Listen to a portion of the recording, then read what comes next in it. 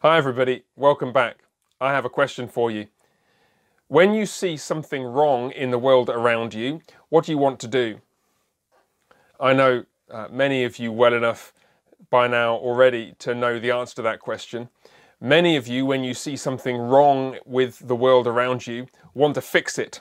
Whether it's a bit of work that needs doing on your house or your property, whether it's something within your family, whether it's something in the wider circles in which you move or the world around you. If you see that something's wrong, you're gripped by a sense of frustration about this ought not to be like this, and I want to do something to make it right.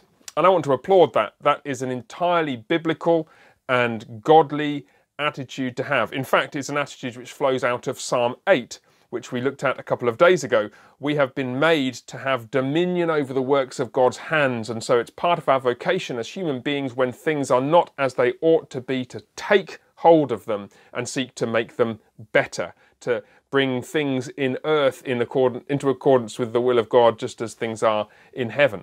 But, and you were probably expecting a but by this point, as we turn from Psalm 8 to the next two Psalms, Psalms 9 and 10, we discover a complementary perspective.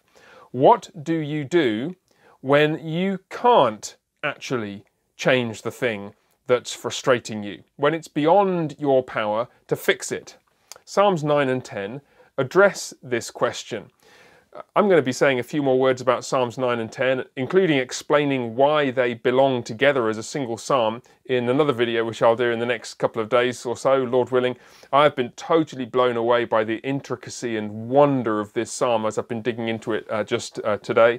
And I would love to share that with you, but I'm not going to go into all that detail now. What I want to do is to highlight what the overall theme of these two psalms, which really belong together, are, and then what they say to us in practical terms about dealing with situations that we can't fix.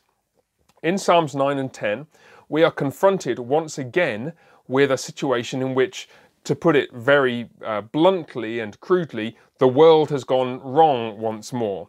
We're not quite back in the laments and anguish of Psalms 3 to 7, but we are in a situation where, for example, the psalmist can say, "Be gracious to me, O Lord, see my affliction from those who hate me," Psalm 9, verse 13.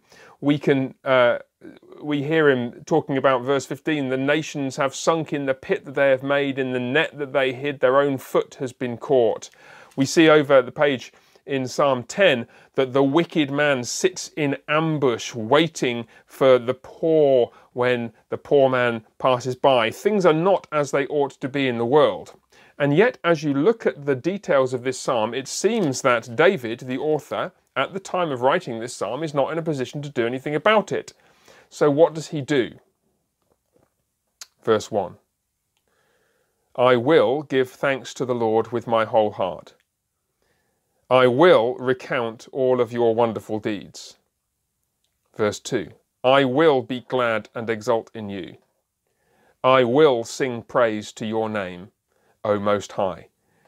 These four "I will" statements are highlighted by some of the details of the structure of this psalm, which I'll talk about in that later video. And that structure serves to call attention in a most dramatic way to these things. The psalmist will do this.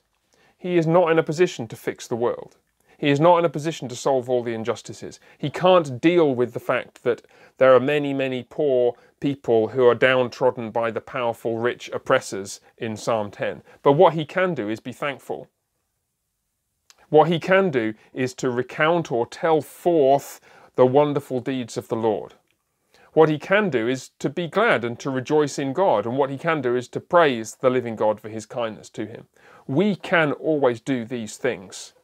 We can always be thankful.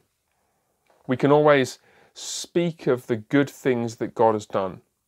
We can also always rejoice in him, and we can always praise him for his goodness. And that may take us then to the end of the psalm, where remarkably, once again, we end with the conclusion that the Lord will sort out the chaos in the world. Well, what a surprise. Not really, is it? The Lord is king forever and ever. The nations perish from his land. The Lord will hear the desire of the afflicted. He will strengthen their heart. He will incline his ear to them to do justice to the fatherless and to the oppressed. The Lord will sort out all the mess in the world that we can't fix. He calls upon us in those situations to be thankful, to speak of his goodness, to be glad and to rejoice in him, and to praise his name. We can always, always do that. May the Lord bless you, and I look forward, Lord willing, to seeing you all very soon. Bye for now.